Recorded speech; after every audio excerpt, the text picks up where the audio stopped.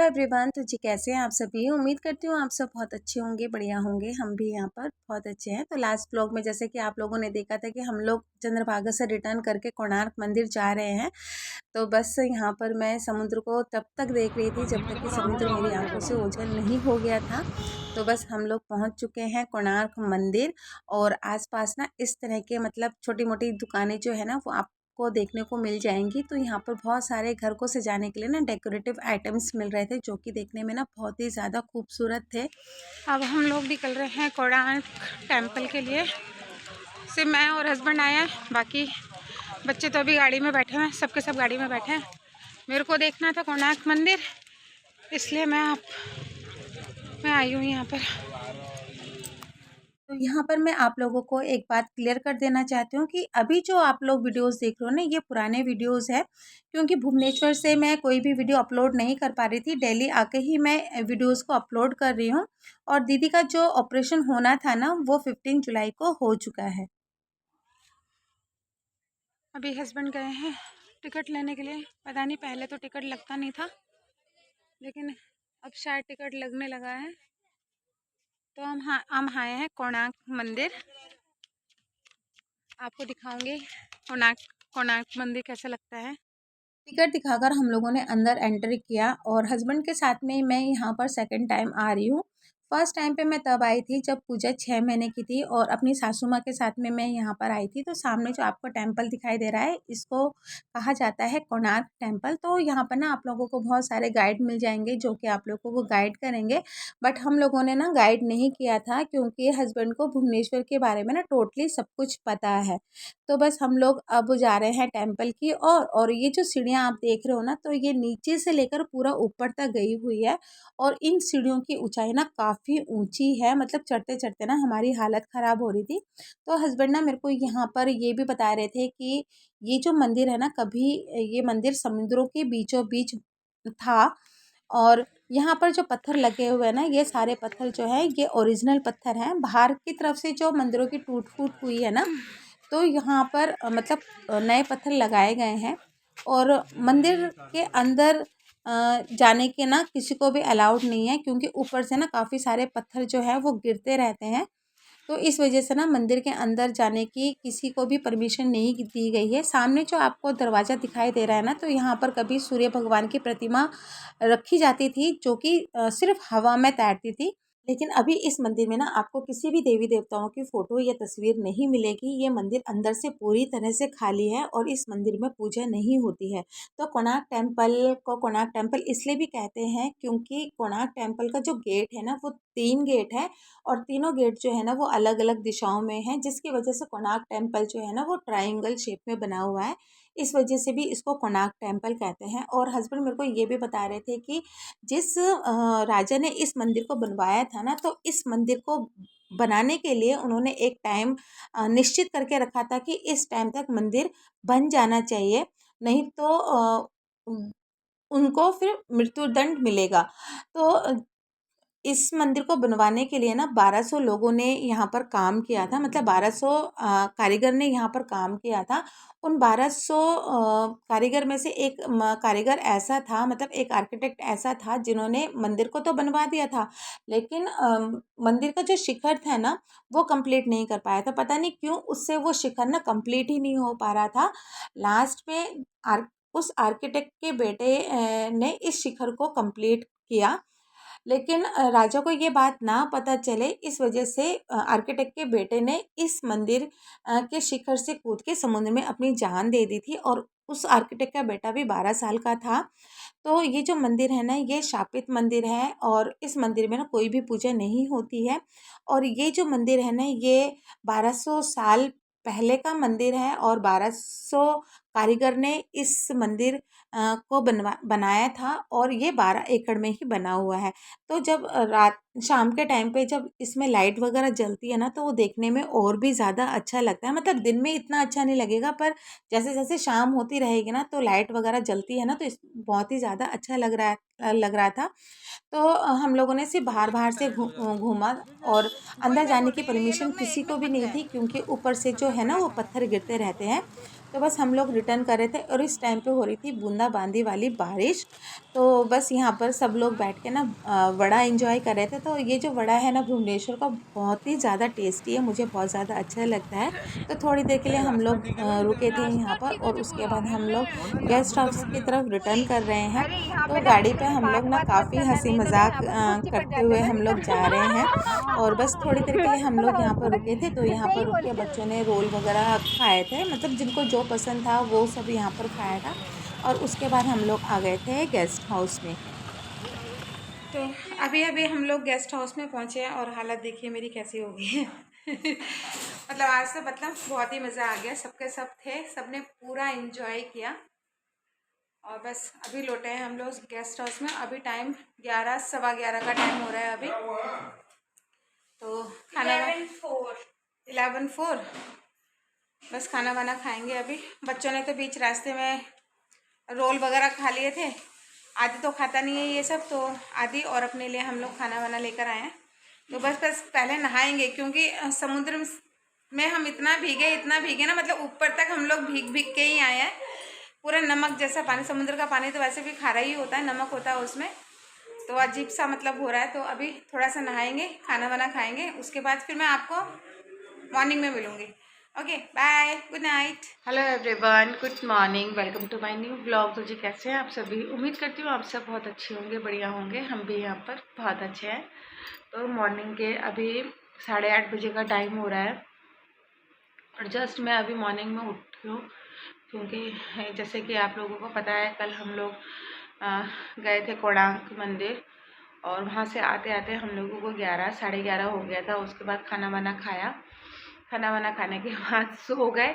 सो के अभी मैं उठी हूँ, हस्बैंड उठे हैं और हस्बैंड गए हैं चाय लेने के लिए, बच्चे अभी सो रहे हैं। और चाय तो मतलब नीचे से भी मिल जाती है, लेकिन नीचे की जो चाय है ना वो बहुत ज़्यादा मीठी होती है, मतलब पी नहीं जाती है चाय। तो इस वजह से हस्बैंड ना फिर बाहर से चाय लेकर आते हैं। तो वो चाय लेने के लिए गए हैं और ना कपड़े बहुत सारे हो गए हैं, मैं दिखा देती हूँ। इतने सारे कपड़े हैं धोने के लिए, तो हाथ से ना थोड़ा सा मतलब मुश्किल होती है कपड़े धोने की, क्योंकि बैठने बैठने का कोई मतलब स्टूल वगैरह नहीं है ना बाथरूम में, तो बैठकर धोना बड़ा मुश्किल होता है।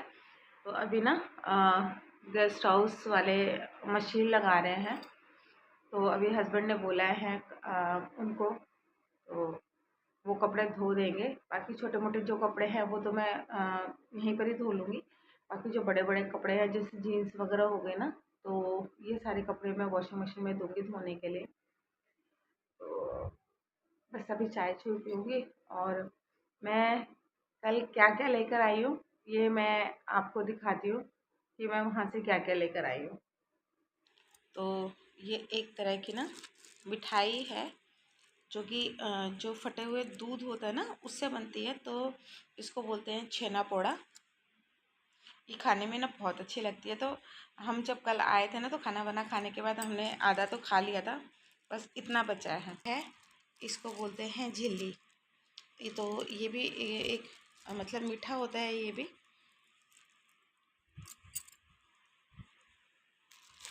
मीठा होता है खाने में। तो दोनों ही बहुत ही टेस्टी हैं, कल हम लोगों ने टेस्ट किया था। और बाकी वहाँ से मैं ये सिंदूरदानी लेकर आई हूँ 3, मेरे को बहुत अच्छे लगे थे। लेकर तो मेरे को और भी बहुत कुछ आना था, लेकिन वही था कि मतलब बहुत चीज़ें अच्छी अच्छी थी, लेकिन वही है कि मतलब ना टूट जाने का डर है, तो इस वजह से फिर मैं लेकर नहीं आई हूँ उनको। तो एक मैं ये लेकर आई हूँ सिंदूरदानी, सिंदूरदानी है कुछ ऐसा है ये। तो मेरे को पसंद आए थे तो 3 ही लेकर आ गई मैं। और एक ये लेकर आई हूँ, ये भी सिंदूरदानी है।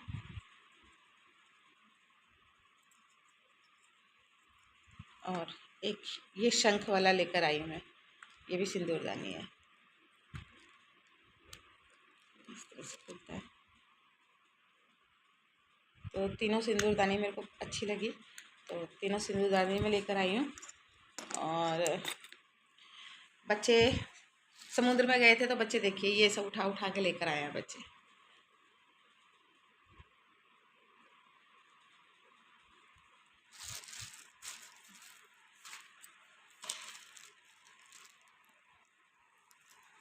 ये सब लेकर आए हैं बच्चे।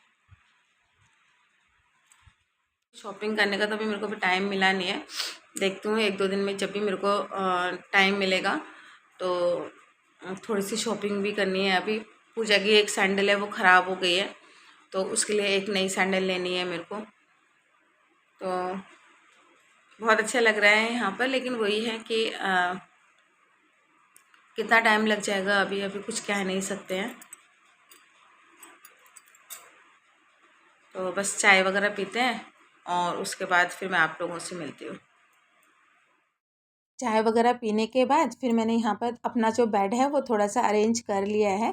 वैसे तो गेस्ट हाउस में जो रूम सर्विस वाले रखे हुए हैं ना, तो वो बेड को अरेंज कर देते हैं और बेड को अरेंज करने के बाद ना फिर वो झाड़ू पोछा भी लगा देते हैं। तो झाड़ू पोछा मतलब एक दिन छोड़ के रूम सर्विस वाले लगा देते हैं। लेकिन वही है, मेरी एक हैबिट है ना, जैसे मैं अपने घर को थोड़ा सा अरेंज करके रखती हूँ, तो वैसे मैंने अपने रूम को भी मैंने थोड़ा सा अरेंज करके रख दिया है और अच्छा भी लगता है। देखिए, रूम जहाँ पर हम लोग रहते हैं ना, वहाँ पर साफ सफाई हो, घर हो या रूम हो, थोड़ा सा मतलब ऑर्गेनाइज हो ना, तो अच्छा लगता है। तो मेरी आदत तो जैसे मैं दिल्ली में है अपने घर को थोड़ा सा अरेंज करने की, वैसे मैं यहाँ पर भी अपने रूम को थोड़ा सा मैं अरेंज कर लेती हूँ। तो बेड अरेंज कर लिया, और ये जो ब्लैंकेट है ना, इस ब्लैंकेट की हमें ज़रूरत नहीं पड़ती है, क्योंकि भुवनेश्वर में ना बहुत ही ज़्यादा मतलब गर्मी होती है।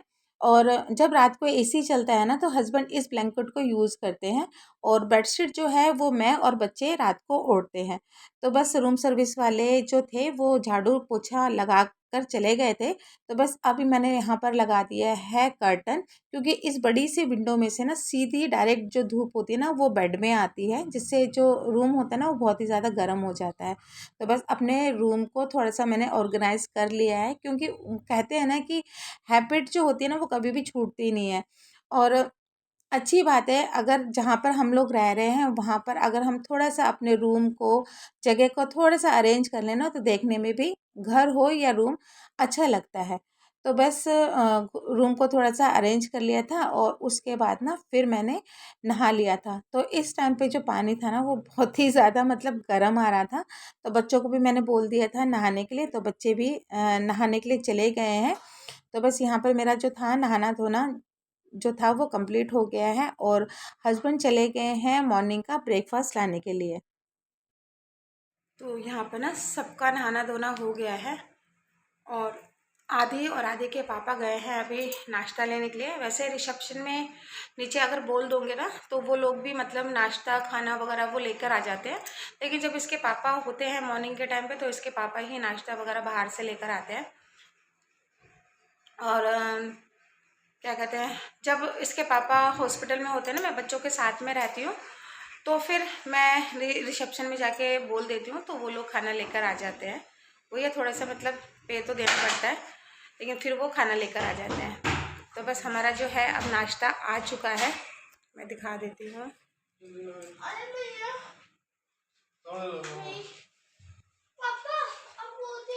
पूरा पसीना पसीना हो गया। आदि कहाँ गया था इतनी। तो यहाँ पर देखिए हमारा मॉर्निंग का जो नाश्ता है वो आ चुका है, और नाश्ते में आया था डोसा। तो बस यहाँ पर अब सबकी प्लेट लगा दूंगी।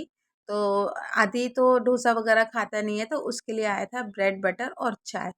तो बस हम लोग यहाँ पर नाश्ता कर लेंगे। तो नाश्ता वगैरह हो गया है मेरा, मतलब सबका ही नाश्ता हो गया है, और हस्बैंड निकल गए हैं हॉस्पिटल के लिए। तो बस अब ना यहाँ पे मैं थोड़ा सा मीठा खा रही हूँ, आदि बैठ के वहाँ पे टीवी देख रहा है। तो आदि तो जब से गेस्ट हाउस में आया ना, तो वो अपना टीवी वगैरह खोल के बैठ जाता है, वो कार्टून देखता रहता है, और पूजा जो है अपने फ़ोन पे थोड़ी सी पढ़ाई कर लेती है। हस्बैंड तो चले गए हैं हॉस्पिटल दीदी को देखने के लिए, और भूख लगेगी दिन के टाइम पे तो फिर मैं कुछ रिसेप्शन से मंगवा लूँगी। ठीक है, और यहाँ पे गर्म बहुत ज़्यादा हो रहा है यहाँ पर, मतलब जिस दिन मैं आई थी ना उसके सेकंड डे बारिश हो गई थी, उसके बाद दूसरे दिन भी बारिश हुई थी, और बारिश होने के बाद ना इतना ज़्यादा गर्म हो रहा है यहाँ पर, बहुत ही ज़्यादा गर्म हो रहा है।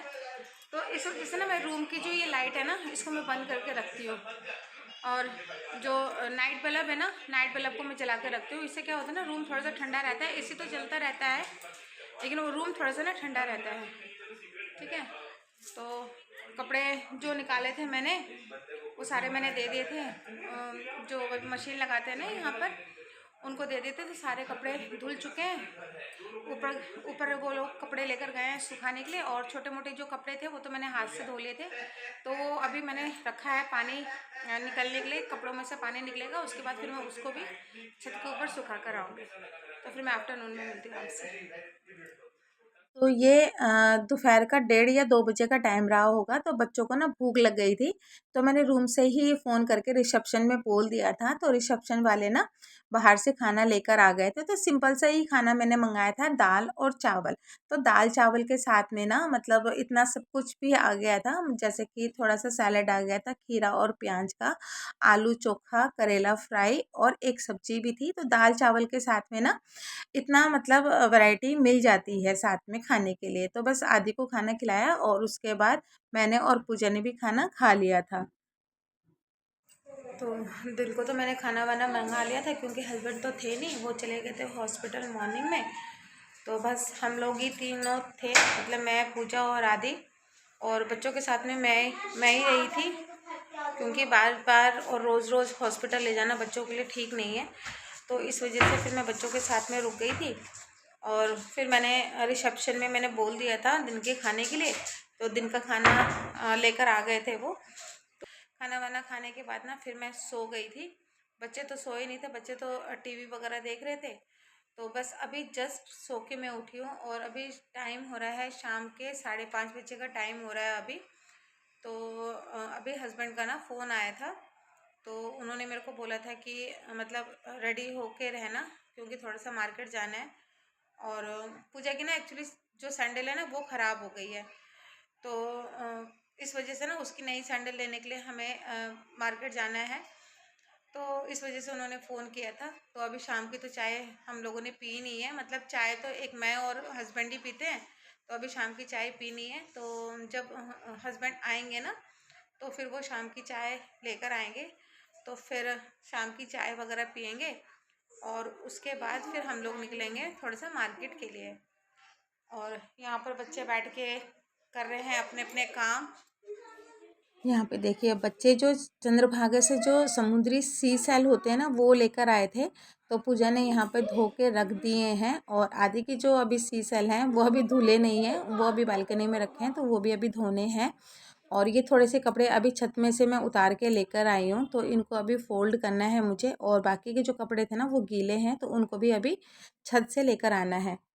जब शाम को हस्बैंड आएंगे ना, तब पता चलेगा कि अभी हॉस्पिटल में दीदी की सिचुएशन क्या है। क्योंकि अभी 2-3 दिन पहले ना मतलब दीदी के फेस वगैरह में स्वेलिंग वगैरह आ गई थी, बहुत ज़्यादा स्वेलिंग वगैरह आ गई थी।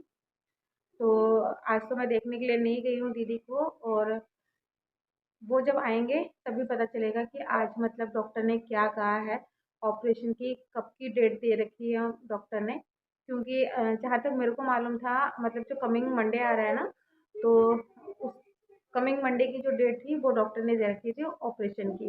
लेकिन बीच में फिर दीदी की स्वेलिंग आ गई थी फेस वगैरह में। तो अभी मेरे को कुछ पता नहीं है, जब शाम को वो आएंगे तब पता चलेगा कि मतलब अभी क्या बोला है डॉक्टर ने, अभी दीदी की तबीयत कैसी है।